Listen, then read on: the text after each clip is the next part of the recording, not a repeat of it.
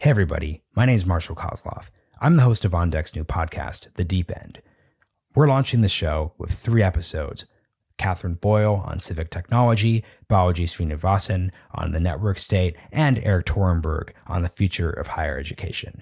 We are going to feature the episode of Erik Torenberg right here on this feed, and if you enjoy the episode, be sure to check out the conversations with Balaji and Catherine. You could find The Deep End wherever you listen to your podcasts. Let's dive in. Welcome to The Deep End by OnDeck, a podcast where visionary builders, creators, and experts discuss world-changing ideas. I'm your host, Marshall Kosloff. Let's dive in.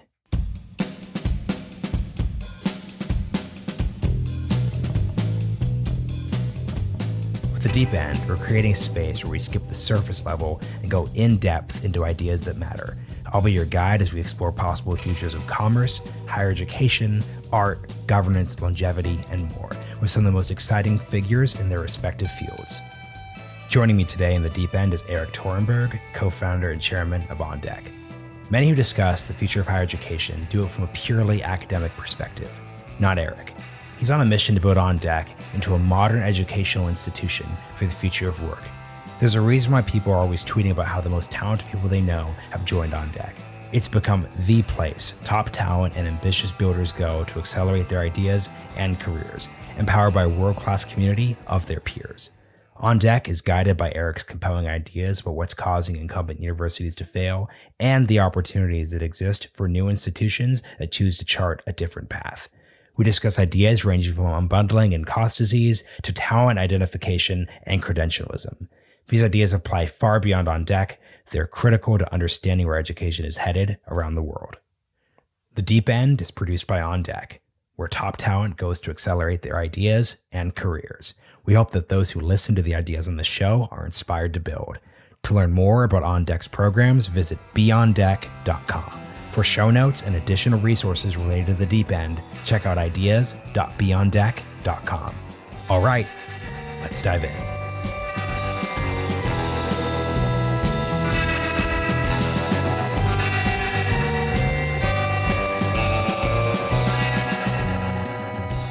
Erik Torenberg, welcome to The Deep End. It's great to be here. We are going to discuss a topic that is near and dear to your heart, future of higher education. But the reason why I love this topic so much is you've done a lot of really interesting thinking on a lot of other different topics that we could actually deconstruct through the lens of higher ed. So we're not just talking about colleges and universities, we're also talking about decentralization, centralization, bomber's cost disease, all the really great things. So let's just start here. For as long as basically you and I can remember, we went to college during the late 2000s, the late aughts, there has been talk of higher education being a bubble, of how there are all these problems in the space and how there are these outdated brick and mortar universities. All of it's really being offered as a credential. Yeah, it's the best years of your lives, but is that really worth $50,000?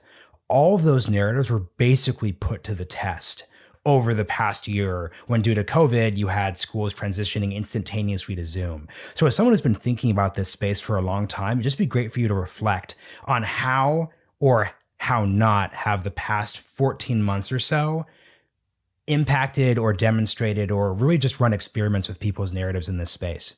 Well, I think first it's helpful to even just zoom out and say, what were the complaints that people have been saying for the past decade? And they're numerous. One is, the cost has gotten way out of control, risen, way past inflation. 2, there's way too much student debt. 3, there's way too many students dropping out. I think it's almost 40% at this point that aren't completing. 4, there's just too big of a mismatch between what graduates get from going to college and then what employers want. And you're seeing that in the statistics. And then there's no competition. And then also there's a broader question of what is the purpose of higher ed, right? Is it to get a job? Is it to, become a critical thinker? Is it a 4-year party?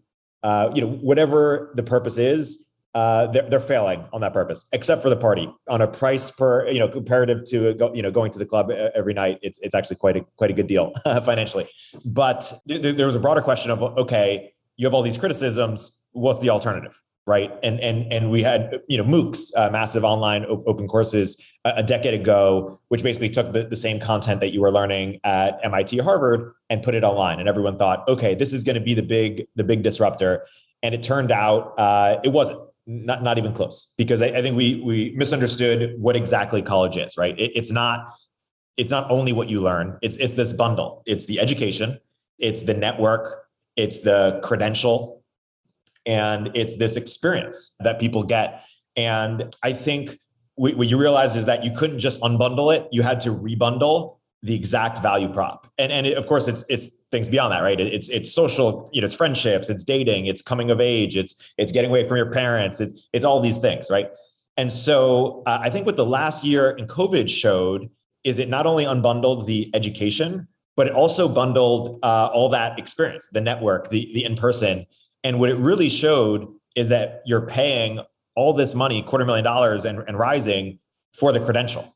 Right. And so what you've seen in the last year, it's coincided with ed tech getting really hot, right? On Deck raised $20 million. Reforge, another sort of online school, raised $20 million. Maven, the other day, more of a platform for cohort-based courses, similar to what we offer, you raised $20 million. And so I think on the startup side, people are saying, okay, the emperor has no clothes. It's so expensive for what it's offering. And yet still there aren't alternatives. And I think on the student side, we're starting to see just more and more demand for continuous learning and also college supplements and replacements. Yeah, it's so fascinating because I'm curious on the On Deck end. On Deck was in person during this same period. So you also had to go through the experience of transitioning these in-person cohorts online. What were your lessons from that experience? Because this is something which basically everyone, every company, every university, even a small startup had to really navigate through. Yeah, there's a couple things. I mean, the big change for On Deck basically is that we went global right away. So we were just in San Francisco, and then we had a chapter in New York. And so we were limited to people in those cities. And what we didn't realize is the latent demand for our type of experience globally. I mean, now San Francisco and New York are a tiny fraction, and we have a whole international team that's focused on doing that. And because Peter Thiel said that colleges are nightclubs, in that they get their status not from who they let in, but from who they exclude. Right? Harvard, Stanford, Princeton have only 6,000 people a year that they can accept. Although, of course, there are more than 6,000 people in the world who are qualified to get in, but it's an exclusion-based credential.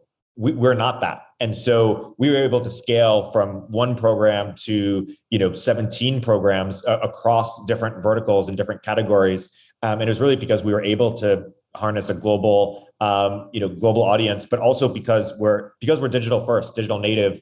We can attract people from all ages. We can attract people at 1/100th of the price point that colleges offer, and that just expands the market massively. So that's sort of one meta learning. But then the other learning is how to just do remote really well. And what we've seen in the last few years that didn't exist a decade ago is that, and this is why On Deck couldn't have existed a decade ago, is that the tools are just so much better, right? Not just Zoom and Slack, but all the other no-code stack that we use to run our company, to run our operations, and to facilitate great experiences between the fellows.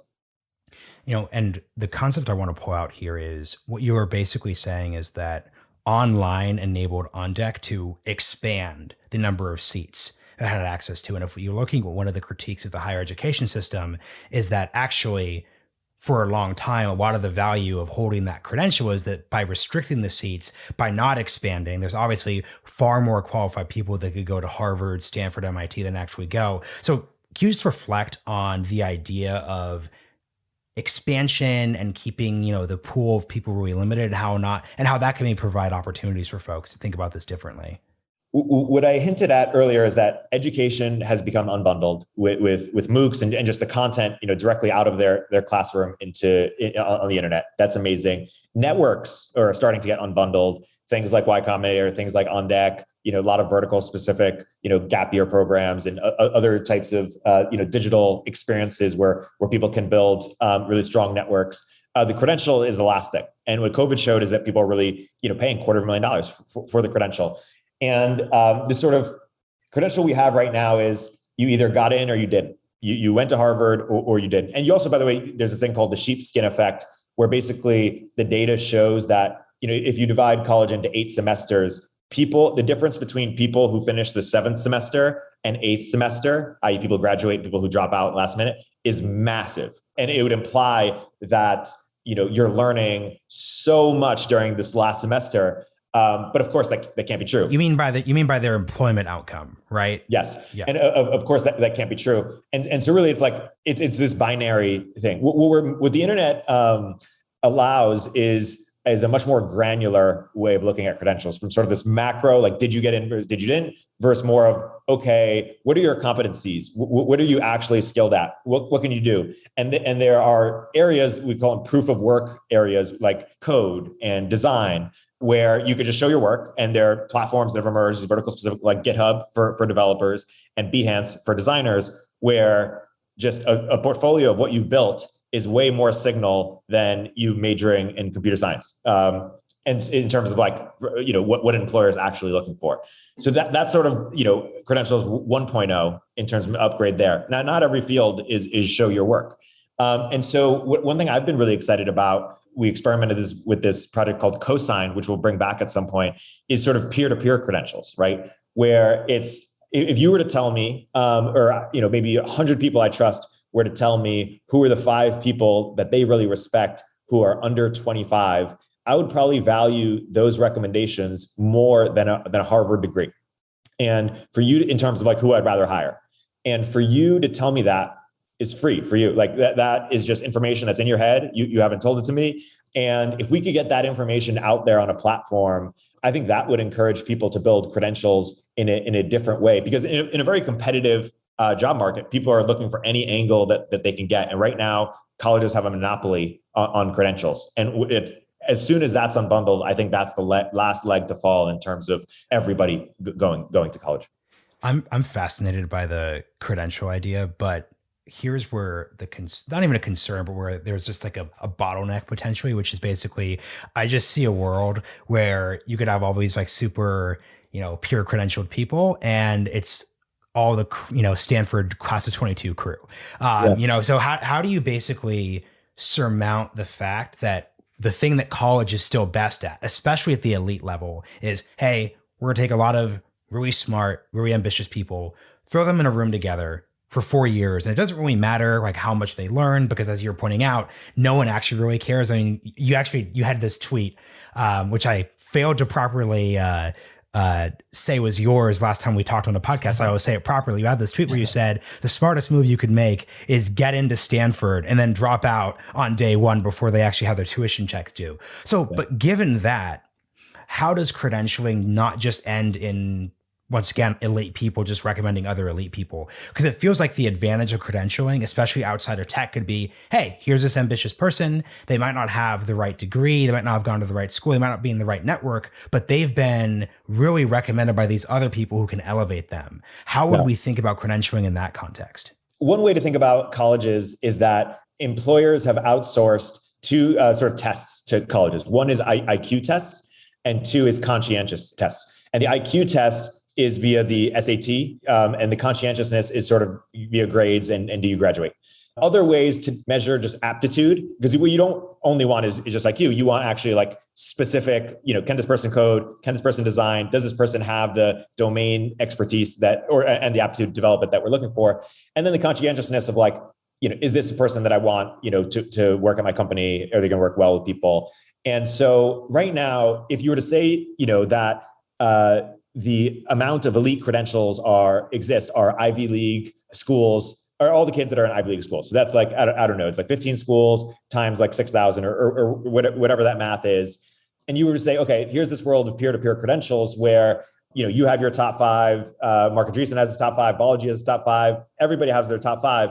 And I would value that as much as an Ivy League credential. What that would do is raise the amount of elite credentials by, I don't know if it's 10x, I don't know if it's 100x, I don't know if it's maybe 1,000x. So I think it's not a perfect solution. There's still going to be people out there who don't have networks, who are not discovered, but it's a materially better solution. So I think we want some combination of totally open source ways by which anybody with an internet connection can prove how smart they are, how impressive they are. Pioneer, our friend Daniel Gross's startup is trying to do that, to create a game where anyone in the world can prove themselves, but also areas in which people who may not have the money or may not have the grades because they learn in a different kind of way to get into Harvard, but are really impressive, to also just showcase how good they are. But I just say that you're going to need a diversity of solutions in order to capture the diversity of talents that people have.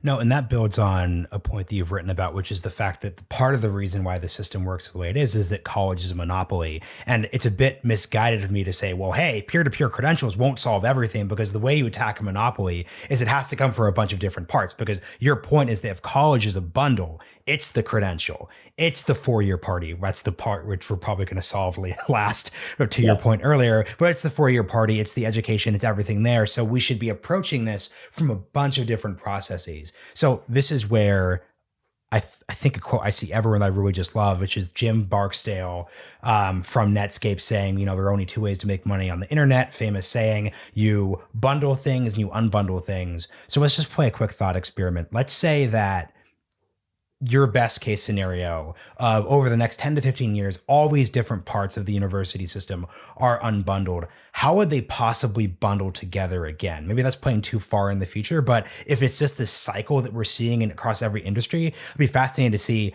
when someone says, hey, we're doing tutoring sessions. I know you're doing some of those. I'd love to talk about that. We're doing tutoring sessions. Hey, maybe we should have a certificate that says you received this tutoring thing. And then if it just scales back up again, how do you think about this part? Yeah, so it's interesting. I mean, what we learned is that the first 10, 20 years of ed tech were about taking education and putting it on the web. And so we got, in a very schemomorphic sense, so we got, MOOCs, we got masterclass, we got online tutors. And what we're seeing now, and for the next 10 years, is that the internet will change what we mean by education. What I think that'll look like is sort of what we talk about, On Deck, Lambda, Pioneer. The one tangible lesson is that, it's not just the content that is scarce, it's the motivation to learn. And the motivation to learn is increased with other people. And so you've seen the rise of cohort-based courses, which is internet native, but also just takes the best of what we've seen in terms of what inspires people to learn and build relationships. And then if you take that and you have a rigorous admissions process similar to what we've seen great colleges do, because for all the critiques I have on colleges, they know how to run an admissions process and they know how to build a credential that really matters. And then they also know how to create an environment where people build relationships that last for decades, and to create context for people that even if you didn't go to Stanford or whatever school, or at the same time as somebody else, if you went to the same school 30 years from it, you could say, oh wow, you went to a football game or whatever other rituals that they have in common, and build relationships there. So I think what we're seeing is companies right now are taking the best of what colleges do and the best of what the internet does, which is makes things scalable, accessible, fraction of the cost, and rebundle these solutions together. But you probably might start with an unbundle, and then you might add some of the other components on top of it. Yeah, I want to actually talk about, because you just referenced the learning idea, and something that has really frustrated me ever since I started podcasting, maybe this will resonate with you too, is I wasn't very motivated to just read and study and do all those things. But over the past few years, ever since I started just lurking, I only lurk on Twitter, but ever since I started lurking on Twitter, since I started listening to more podcasts, doing them, I just got really excited about reading and learning. That wasn't something that I was particularly jazzed about during college as much. I've read more in the past 2 years than I read straight up in the last 10. As someone who's going and looking into these different tutoring opportunities, how do you think about how people could have learning delivered? Because if we're going to critique a bit of the current system, it's that it doesn't optimize for that process. It didn't matter if I straight up only read 3 or 4 books during college, because I still got the credential anyways. I'm still here. So how do you just think about the learning aspect of this? Yeah, I think there's a broader question around how does one become the person who wants to read more, into the spirit of it's not just the content, it's the desire to learn that is scarce. And there's this great quote, of course, around you're the average of the 5 people you spend your most time with. And what the internet has done is it's made it so that you can just have much more deliberate choice of who are the 5 people you spend your most time with. It used to be, the people in your dorm, you could read Ben Franklin's biography or whatever and get some, and that's amazing. That's great. but you could follow like Balaji all day on Twitter. and like, even if you're in a different place and if you're friends with him, you could be in a group chat with him. So one, there's just way more access to the people that you want to be in terms of their brain on a day-to-day basis. But then also there's just so much more ability. And yeah, not everyone's going to be able to be in a group chat with Balaji, but you will be able to, the internet does enable you to be in a group chat with people who are on the same trajectory of you and want to be in the same. So it's more easier than it's ever been to have control over the 5 people that you want to be in terms of where you spend your time with, either in a peer-to-peer relationship or even in a parasocial one-to-many relationship. And I think that's fascinating. And then in terms of solutions, one thing I'm really interested in is that there are all these professors who are world class in what they do, but don't like working in these bureaucratic institutions where they don't get paid super well necessarily, or they don't have control over their time, or they don't feel they have intellectual freedom.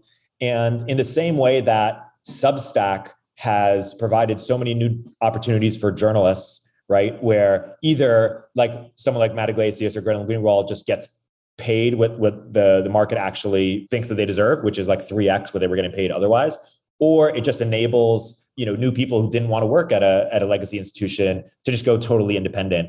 I think we're going to see the same thing in academia. And we start to see these little pockets. We have Justin Murphy, Michael Millerman, these professors, these researchers who are doing intellectual work publicly and charging for it. And then also they're teaching publicly and finding an audience on the internet. So I don't know if there's a whole separate platform for that. I don't know if that platform is actually Substack, but I think we're going to see the same. We're going to see phenomenon where professors go D2C, and as a result, the best ones make a lot more money. And also, there's just a lot more people that become professors, and it expands the market.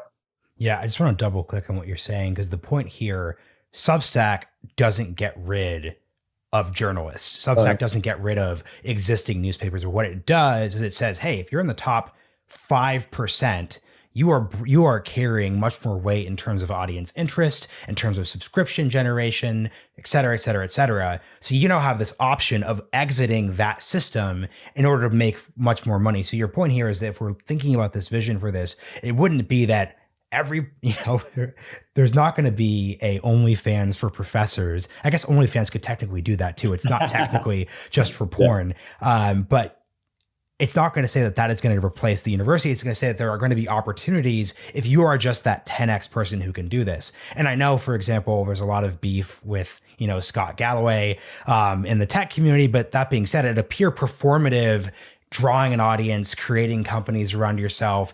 He's really a good model of how people are going to really develop that in different verticals other than just business and finance. So something that I want to talk about, because you keep on referencing the internet and we're also saying Balaji, I suggest anyone who's starting with this episode also go check out our other episode of Balaji that's being cross-posted at the same time.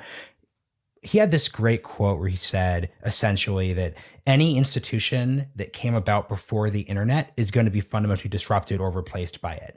And we hinted at this a bit during the monopoly discussion, but if we're seeing the internet fundamentally break institutions like journalism, it's bringing into mind entire new questions of governance, everything like that. Why at a core level, beyond just the obvious point of like the credential discussion, has the education industry, and this includes K through 12 education as well too. So we're not just talking about universities. How has this just been able to survive the longest, when if you're actually looking at the customer satisfaction, quote unquote, it's near the lowest point? You also had this really great post about how trust in institutions has just declined since the 1960s, and everything within that theme of the internet challenging legacy institutions, but also of those institutions themselves losing credibility, should apply to K through 12 education and higher ed. So what's the broader narrative story that you think is going on here? Yeah, there's a few things here, and one, just to close the loop on the Substack for professors. One reason why I'm so excited about that is because, to your point, Substack didn't kill legacy institutions, but also, the thing with college that's interesting is that you spend all your time in structured learning environments, many of which don't work for most people. And then after that, you're like basically done for the rest of your life in terms of structured learning. And it's just so ironic that at the point at which you finish college, a few years after that, you finally get the maturity to your point earlier of like, okay, now I'm actually curious to learn so much of this stuff, and yet there's nothing for me. And so that's why continuous education is such an opportunity. That's what we're doing with OnDeck is taking that bundle, the college bundle, and applying it to someone's entire career. And so I'm excited for college professors to get access to that, demographic that, most people don't have tutors right now. And that's how we used to learn. But I'm excited for a world where many people do. And that seems like a new market opportunity. And comparison to media, it's because it's not like people stop reading the news, right? People still read the news throughout their lives, but now it's just better content. And now academics are competing with nothing. So it's, or with other uses of time. So it's a big opportunity. In terms of why education has lasted or higher ed has lasted for so long, it's interesting on two fronts. So one is what Silicon Valley doesn't appreciate. I have this post on how to build curation businesses. And curation businesses are universities, accelerators, venture capital firms, sort of talent businesses, is that they're really defensible, right? There's this line where since 1520, only 85 institutions have remained continuously in existence, and about 70 of those 85 are universities. Right. What are the other 15? What are the other 15? That's what I'm really wondering. Good question. The church, religious institutions, and it makes sense to compare them in some ways, right? Like, the church has had its fair share of criticism, to put it mildly, and yet it's still kicking, right? Like these are, institutions that have very long feedback loops are very hard to disrupt. Right. And universities have incredibly long feedback loops, right? Like someone goes through a university, the university then takes credit for their success for the rest of their life. And the rest of their life is like, 50 to 80 years in the working world.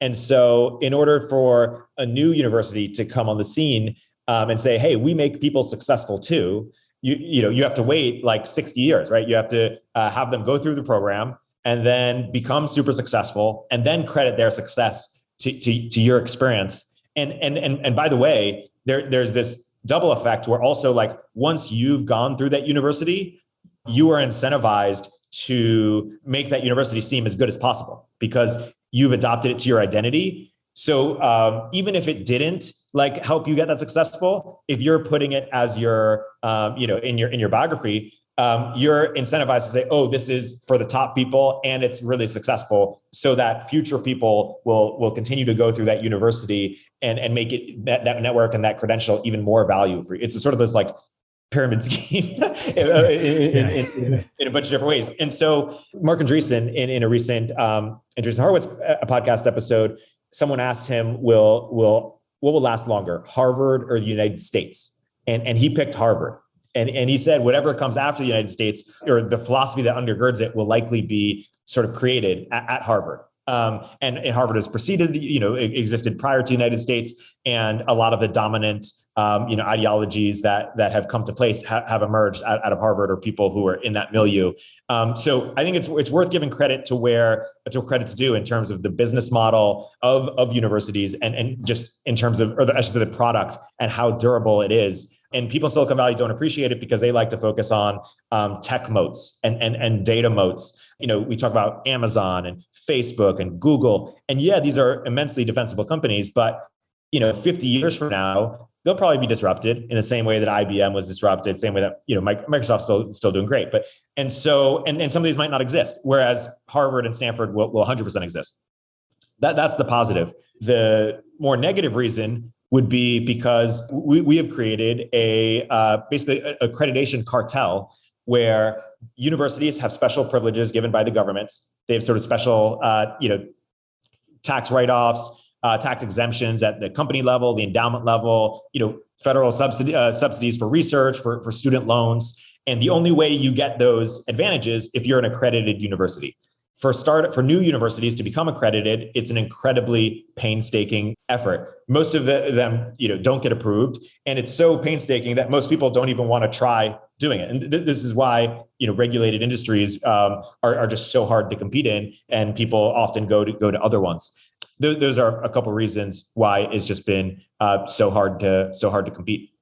Yeah, and I just want to build on what you're saying here because it's the curation business aspect, but I also think something that hasn't quite happened yet with any alternative to the broader higher education system is just think of an intangible thing like a sports team, right? Like some of my earliest, I'm from Oregon and you went to Michigan. So like, there's obviously like, huge sports programs.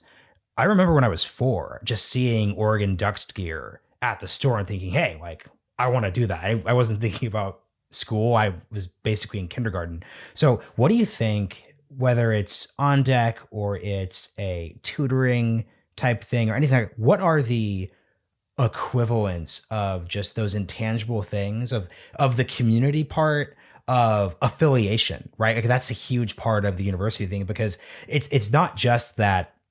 Because I think your Ponzi scheme point is very funny about like, oh yeah, like U of O is awesome, and I need to say U of O is awesome, or else people will think that U of O isn't that useful on my resume. There's the cynical take there, which is also directionally true, but there's also, hey, like I want to pump U of O up because I want U of O to succeed because the U of O is a part of my identity. I have a U of O like hat over there in the corner. So how do you think that part can be captured by these alternatives?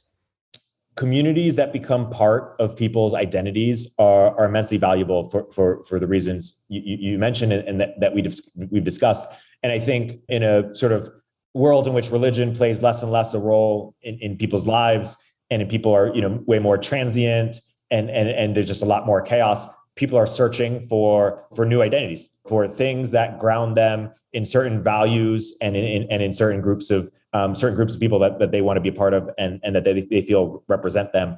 And I think universities for many people have become that. I like to say that great communities are all about value and values. And by value, I mean utility, like what brings them there in the first place? What is the reason by which they gather such that they are better off for it? And values is what are the reasons that they keep gathering? What is the reasons that they want to put this as part of their identity because it says something about them as a person that they feel really represents them. And communities that are able to do that just become immensely defensible. And so in order, the big mistake that a lot of communities make is that they try to do one without the other. They really focus on the set of values and the set of rituals and the set of what the identity represents, but they don't think about the tangible utility to get people coming in the door in the first place. And others focus on, make the mistake of focusing on purely utility. But if you don't focus on something bigger than that, something that binds everybody together, something that, they want as part of their identity, you end up with sort of this transactional network that as soon as utility starts to fade even a little bit, people are going to leave and not going to commit to it. And as a result, make the utility stronger. To your point, I think anything that tries to rebundle the educational, experience has to sort of do that as well. And you could think of like football in this context, right? Like, or sports. Some people say, oh, it's frivolous, all this money spent on this. And maybe there's some truth to that. But at the same time, what is football or what is they're rituals. They're bonding rituals by which the people who do them, create incredible experiences, but also the people who witness them, feel connected to their university and it becomes a part of their identity. And so the question for new competitors is like, what's the digital native version of that? What's the 2021 version of that? Why did you say digital native? Like, why does that part have to be digital native? I think digital native solutions often beat out, sort of pre-digital native solutions just because they can compete on areas that the pre-digital natives can't, which are flexibility, sort of access to global talent pool. And if you've seen this with YC, right? YC used to be everybody had to go to Mountain View. We started to see a bunch of people, from all over the world who said, hey, I love the YC network. I love the value prop, but if I leave, Mumbai for my, on-demand startup, that's going to affect my business. So I can't go. And so, and then I think YC went remote because of COVID, and I think they're staying remote. But basically, there's just like a digital native just better serves a global audience who, for whatever reason, doesn't want to, spend 4 years in this one specific place, but wants an experience that is better suited to their goals. So digital native is just going to be able to attract better talent pools and serve them. Before digital native, you didn't really have much of a choice. And so the people that had power were the providers. But now, in a world in which there's competition, people are going to compete to serve a global talent network and just cater to their preferences because they bring the value. They're the customer. They're what people want. And so when I say digital native, what I really mean is like customer centric. And what the internet enables is just more customization. It makes proximity not a barrier for people to do so. And that's not to say that football and sports will still exist and might be a big part of it. But, if you think that opportunity or that talent is evenly distributed, there's going to be a subset of that talent that is not going to want to live in 4 years in San Francisco or wherever to go to a football game. They're going to want to live where they are, but also be able to have those bonding experiences.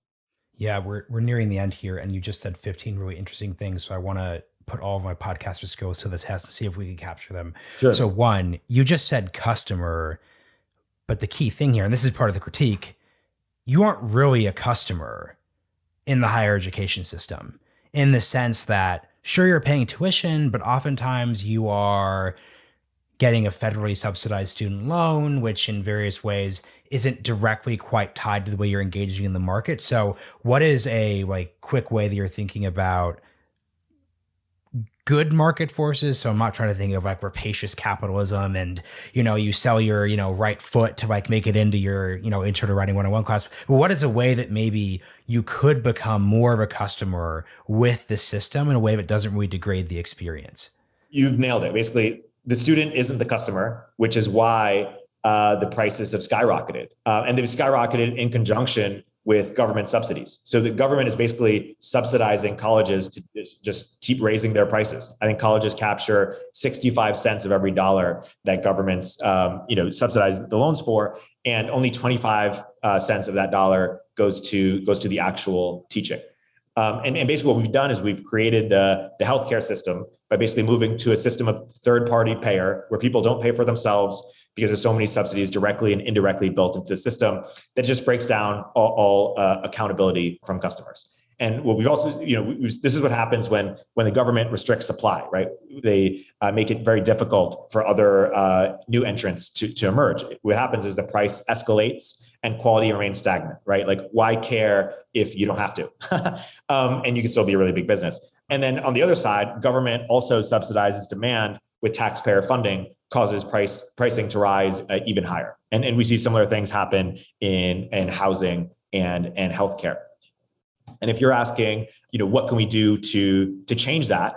I think there's a few things. One is income share agreements are a really powerful way to make the student the customer again, where colleges are not just dependent on what the government thinks, but dependent on how well their customers do. And it's for career-centric categories that's really amazing. And that's why we've seen companies like Lambda and others innovate and take business away from universities. I expect that to continue. I think one sample solution in a dream world is that the subsidies are given straight to the students rather than indirectly via the universities, because we just mentioned only 25% of it goes to the teaching, and we have 40% of students dropping out and $1.7 trillion in student debt. And if you could give it directly to them and they could figure out, almost like a voucher system, what Milton Friedman idealized for K through 12, then you'd start to make universities compete on price among other incentives. Wait, but quick thing, but we kind of do that with Pell Grants, right? So is that just not big enough in terms of actually directing? Because there's just been lots of interesting studies that so for example, for international listeners, especially, Pell Grants are things given by the US federal government for underserved and under-income people, from families who can't afford to pay. And whenever you've seen increases in the amount given, that's actually coincided with increases in the cost of university, because if you're an administrator, you're like, okay, cool. Students now have an extra $5,000 that they can get paid. So how do you subsidize students without just replicating the dynamics that you're worried about already? Yeah, it's an interesting question. I'm not familiar enough with the Pell Grants. I wouldn't be surprised if some elements of it are working. And I think the challenge is, yeah, you don't want to put price controls either. But it doesn't take a rocket scientist to just look at the data and see that, like, as subsidies have gone up, prices have gone up as well, and that hasn't correlated with an increase in quality. Only 25% of it is spent on teachers. A lot of it is spent on administrators or real estate or stuff that just doesn't serve the customer in a super direct way. And then also there's very little competition. I think if you enabled that access, basically you made a level playing field, I think you would see, the sort of thousand flowers bloom, and the customers would choose, and the government could be reactive to what the customers are demanding. And some colleges would take that money and do different things with it. So it's less specifically about the money and more about, if you just create competition, then universities can use it in different ways and let the customer decide. Yeah. And last question, you said something that is actually really interesting if you think about it through the right framework, which is Y Combinator, a startup accelerator, went remote during COVID, along with everyone else. On Deck also went remote, fully remote during COVID. YC and On Deck are both continuing to be remote first, because frankly, in both cases, our own personal biases aside, these are actually better programs when they're done remote, because you could have an expanded pool. You could have both organizations can have that founder in Mumbai who couldn't make it to New York or SF in both cases. But universities rushed back to in-person because within the current system at the current prices, in-person is just so much better. So this is our basically not request for startups period of the show, but really, if you're thinking about things that could make the university system better in a Zoom distance way, like what would those, in those last 5 minutes, what would those be in a way that would make that experience? Because I guess there's a chicken or the egg problem, because the obvious point is, look, if you dramatically reduce the price of going to Harvard or even going to a good state school, people will be pretty satisfied with the last year. The issue was that they kept the same price and the experience was degraded. But how do you just think about this? When I think about requests for startups and higher ed, or when I think about what's really broken, it's not as much the experience. Students could learn a lot more. They could be better prepped for the job market for sure. But overall, there are a lot of people who have a great experience in college. What's the problem is that it's way too expensive. People are going to way too much debt. And they're often unprepared for the job market. So you might have had a great experience studying political science or art history or whatever it was, but it's just, you didn't really learn that much that's that useful. And so when we say improved experience, I think it's less Zoom, Slack, et cetera, more like, how do we change the incentives such that, one, the price, could be a fraction of what it is. And what universities probably learned when they were remote is that their costs probably decreased significantly. Yeah, they're on all these leases and stuff, and maybe they should get out of these leases. But it's just way cheaper to do it online. So the more they move online, the cheaper it will become, which means they can provide a better experience. And then two is, how do they get closer to what the school, what employers want? And what you saw recently is Lambda launch a program with Amazon that basically trains people to be, to work specific jobs at Amazon. And that should exist with hundreds of companies where they partner with education institutions, whether it's current universities or new boot camps, and create direct, education to employment pipelines. Scott Belsey calls it eduployment.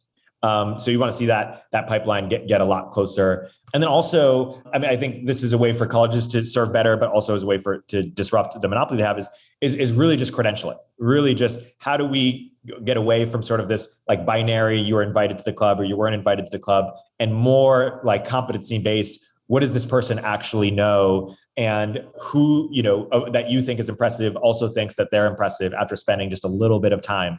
That information is in, millions of people's heads all over the world and is not legible to the internet. But I think the collection of those things would make the university experience better. cheaper, and it would force it to, actually compete and treat students like customers. And I'm excited for that future. Excited to help build it. Yeah, and just to build on that real quick, because what you just said helped me realize an important gap that I haven't covered in this conversation, which is if you're looking, especially at the top tiers of colleges, they are grading people on how they're performing basically from 6th grade up until 12th grade. So it's this very specific period of your time where there's different levels of maturity, different levels of knowledge, et cetera, et cetera, et cetera. And what could be promising about this new vision, whether it's the peer-to-peer credentials, whether it's the digital first thing, whether it's the focus on, did you actually learn something, is this could really provide an avenue for people who weren't crushing it at 18 or 14, but are in their 30s and actually want to learn a new skill or actually want to actually have peers back them out that could actually help them really perform most. So I think that's how anyone who's listening to this should really think about, which is that the way probably to disrupt the higher education system isn't to just say, hey, we're going to found digital first Harvard and do everything that it's trying to do, because that's, to your point, what the MOOCs tried to do in certain respects, is to say, how is this function, this quote unquote job to be done that the university has, how can it be filled in a different way? And looking at that credentialing part, looking at those structural things are huge. So huge encouragement to anyone in the audience who has thoughts on that or is focusing on that to really dial in on that. Because I think that's what's really exciting about all of this.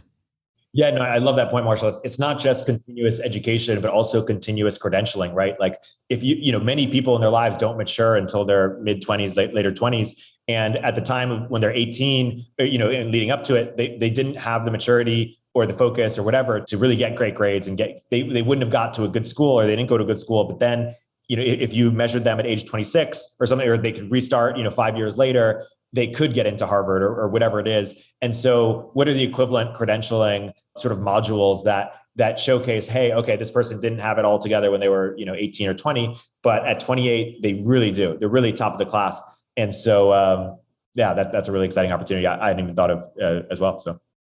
Great. Well, Erik, thank you so much for joining us for these first episodes of The Deep End. I'm sure we will revisit this topic at some point, because I suspect this will not be solved in the next 2 to 3, 4 or 5 months or even years.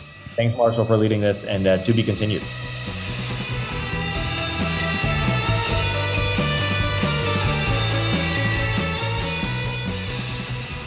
Thanks for joining us in The Deep End. If you enjoyed your stay, give us a review on Apple Podcasts and share this episode with your friends and colleagues to help grow the show with us. We've also got show notes and more episodes available at ideas.beyonddeck.com. See you next time.